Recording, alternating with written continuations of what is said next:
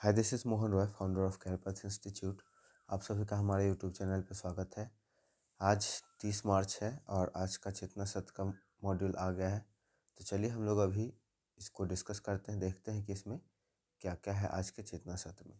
ठीक है, आप डेट यहाँ पे देख सकते हैं, क्लियरली मेंशन है 30 मार्च 2026। ठीक है, 30 मार्च को राजस्थान दिवस के रूप में मनाया जाता है और 22 मार्च को हम लोग का बिहार दिवस के रूप में मनाया जाता है। ठीक, तो साल 1949 में आज ही के दिन 22 रियासतों को मिलाकर राजस्थान राज्य बनाया गया था। क्षेत्रफल के लिहाज से देश का सबसे बड़ा राज्य है क्षेत्र। ठीक है, क्योंकि इसमें थार मरुस्थल भी आता है, जबकि जनसंख्या के लिहाज से 7वां सबसे बड़ा राज्य है और जनसंख्या में सबसे बड़ा हमारा यूपी हो जाता है। राजस्थान की राजधानी जयपुर को महाराजा सवाई जय सिंह द्वितीय ने बसाया था। ठीक है, ये आप याद रख सकते हैं। उसके बाद सिरिल रेडक्लिफ, जन्म 30 मार्च 1899, एक ब्रिटिश वकील थे जिन्होंने भारत पाकिस्तान विभाजन की रेखा तैयार की थी। तो रेड क्लिफ रेखा क्या है? भारत को पाकिस्तान से अलग करती है, जिसे वर्तमान में रेड क्लिफ रेखा भी कहा जाता है। 30 मार्च 1992 को फिल्मकार सत्यजीत रे को ऑस्कर लाइफ टाइम अचीवमेंट मानद पुरस्कार से सम्मानित किया गया।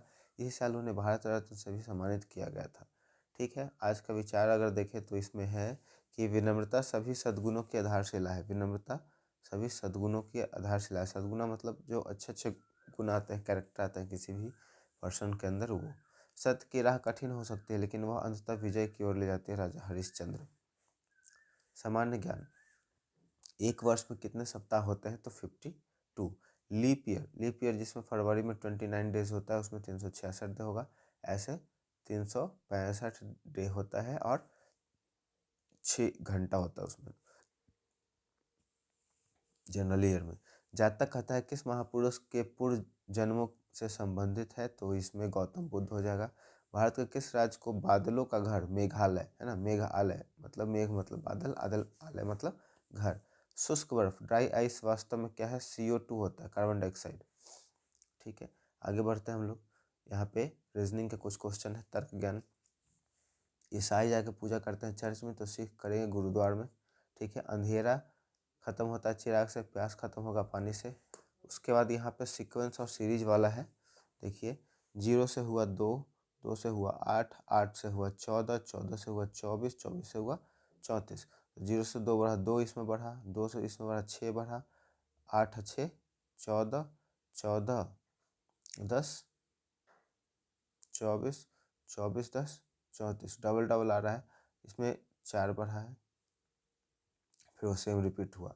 इसमें 4 बढ़ा है, फिर सेम रिपीट हुआ। इसमें 14 बढ़ेगा, है ना? तो 14 बढ़ेगा तो 34 में 14 कितना हो जाएगा? 34 प्लस 14, तो ये 4 4 8 और 3 1 4, 48। ठीक है, तो यहाँ पे 48 आ जाएगा। यही राइट आंसर हम लोग का है।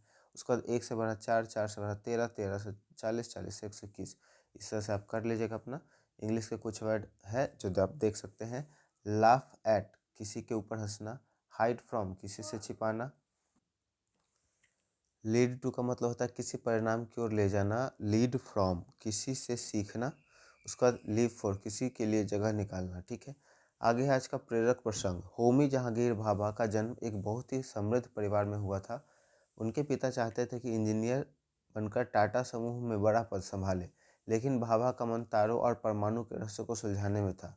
उन्होंने कैम्ब्रिज से पढ़ाई की और विश्व प्रसिद्ध वैज्ञानिकों के साथ काम किया। दूसरे विश्व युद्ध के दौरान जब वे भारत लौटे तो उन्होंने देखा कि यहाँ विज्ञान के क्षेत्र में संसाधनों की भारी कमी है। वे चाहते तो वापस विदेश जाकर आराम से ज़िंदगी जी सकते थे, लेकिन उन्होंने संकल्प लिया, मैं भारत को परमाणु ऊर्जा के क्षेत्र में इतना आत्मनिर्भर बनाऊंगा कि हमें किसी दूसरे देश की ओर न देखना पड़े। भाभा के पास न केवल एक विचार था, पैसे नहीं। भाभा के पास केवल एक विचार था, पैसे नहीं।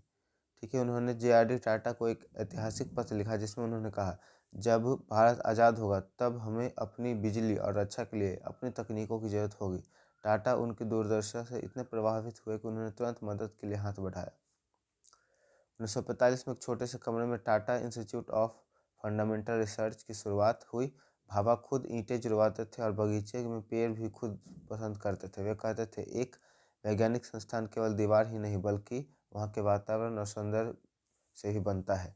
दुनिया हंसती थी कि जिस देश में ठीक से सुई नहीं बनती वहाँ परमाणु ऊर्जा की बात कर रहा है। लेकिन भाभा ने हार नहीं मानी, उन्होंने ट्रॉम्बे में अप्सरा नामक एशिया का पहला परमाणु रिएक्टर बनाया। उन्होंने जवाहरलाल नेहरू को भी विश्वास दिलाया कि परमाणु शक्ति का उपयोग विनाश के लिए नहीं बल्कि देश की गरीबी दूर करने के लिए, बिजली बनाने के लिए किया जाएगा। अब ये 9, 10 से 12th का है, ठीक है, ये रिपीटेड रहता है तो इसे मैं स्किप कर देता हूँ। आज का विचार में चलते हैं हम लोग। कृतज्ञता न केवल सबसे बड़ा सद्गुण है बल्कि अन्य गुणों की जननी भी है, सिसरो। समसामयिकी में चलते हैं, करंट अफेयर में। किस भारतीय खिलाड़ी ने लंबी कूद में 8 मीटर से अधिक की बाधा पार करने वाले भारतीय बनने का गौरव प्राप्त किया? लोकेश सत्यनाथन। जनगणना 2027 का ब्रांड एम्बेसडर नियुक्त किसे किया गया? प्रसिद्ध रेत कलाकार सुदर्शन पटनायक। ये आपका बहुत ज़्यादा जरूरी है जनगणना का क्वेश्चन। भारत में पहले नेशनल इंडोर एथलेटिक चैंपियनशिप 2026 का आयोजन कहाँ किया गया? कलिंगा स्टेडियम, भुवनेश्वर, उड़ीसा। ठीक है, ये पहला है, ये भी इम्पोर्टेंट हो जाएगा। हाल ही में वर्ल्ड यूथ पार्लियामेंट 2026 भारत का प्रतिनिधित्व करने वाले किसका चयन किया गया था? स्तुति प्रधान। पुनर्जागरण का प्रारंभ कहाँ से हुआ था, किस देश से हुआ था? तो इटली। ठीक है। डिवाइन कॉमेडी पुस्तक के लेखक कौन है? बुक वाला भी आता है तो दांते। अमेरिका की खोज 1942 में किसने की थी? Christopher Columbus. इसको नई दुनिया भी कहा जाता है अमेरिका को।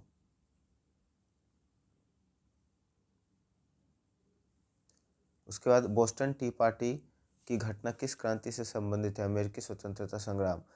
समानता, स्वतंत्रता और बंधुत्व का नारा किस क्रांति की देन है? फ्रांसीसी क्रांति थी। उसके बाद कुछ वर्ड है, आप देख लीजिएगा। स्टिक टू, अपनी बात या नियम पर डटे रहना। सम अप, संक्षेप में निष्कर्ष निकालना। टॉक बैक, पलटकर जवाब देना। थिंक ओवर, गहराई से विचार करना। टर्न आउट, अंत में कुछ और ही निकलना। पिक ऑन, किसी को बार बार परेशान करना। ठीक है। बिहार विशेष है। बिहार विधानसभा के प्रथम अध्यक्ष कौन थे? राम दयालु सिंह। बिहार में रेल पहिया कारखाना कहाँ स्थित है? बेला, सारण। बिहार में सर्वाधिक प्रति व्यक्ति आय वाला जिला कौन सा है? पटना। बिहार में सर्वाधिक अनुसूचित जाति SC प्रतिशत वाला राज्य? गया जी। ठीक है। और यहाँ पे कुछ रीजनिंग है, इसके क्वेश्चन आप कर लेंगे।